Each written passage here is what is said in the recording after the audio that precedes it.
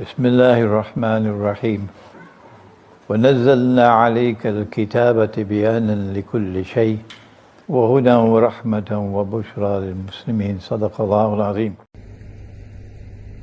The new government in Ukraine is anti-Russian. That's what they wanted.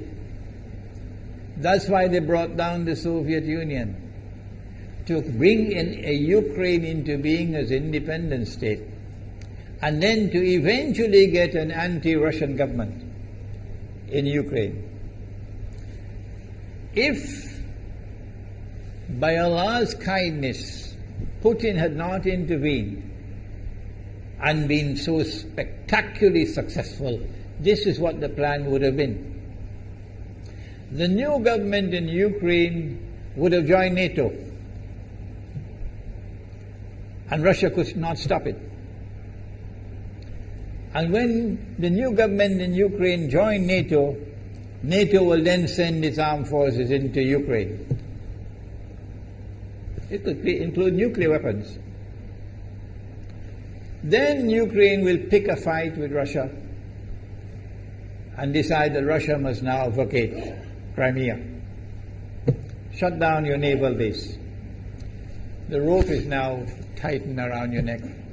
Russia has to put its tail between its legs and withdraw its fleet, Black Sea Fleet, from Crimea. Russia is no longer a naval power.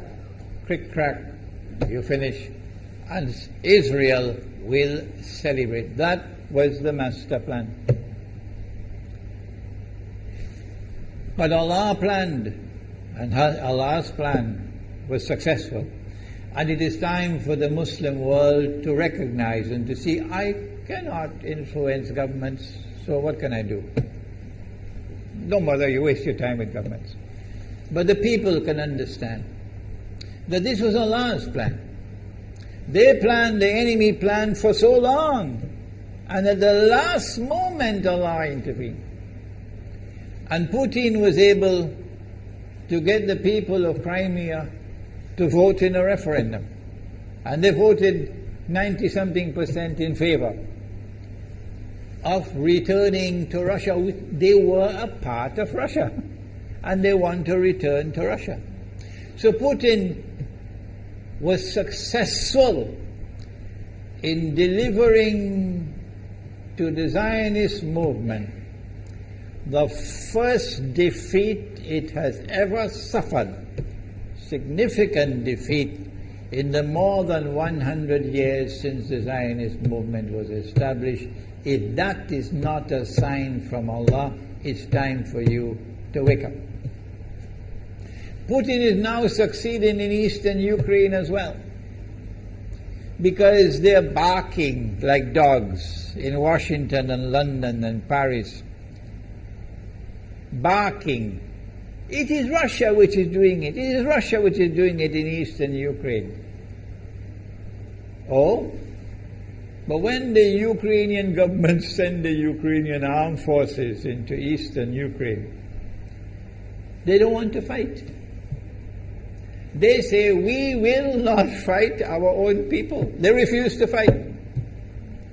So the only way that the government of Ukraine could now stamp down the insurrection, the popular resistance in eastern Ukraine, is by calling on Washington, come and send your Marines. And then what will Putin do?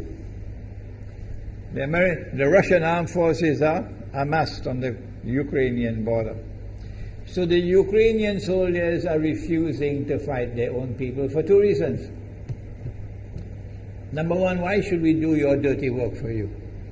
We're not going to fight our own people. That's not what soldiers are for.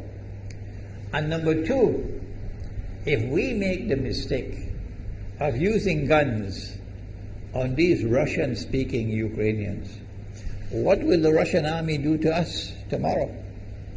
And they have already said, Putin has already said, we are going to intervene to defend our people. He's already said it plainly. The writing is on the wall. Putin has won a victory. in Crimea. Whether governments like it or not, whether governments vote this way or that way, is now irrelevant, because we all know that they have to vote where the butter is. Putin is on his road to a second victory in Ukraine. And they can't take defeat after defeat. So the writing is on the wall.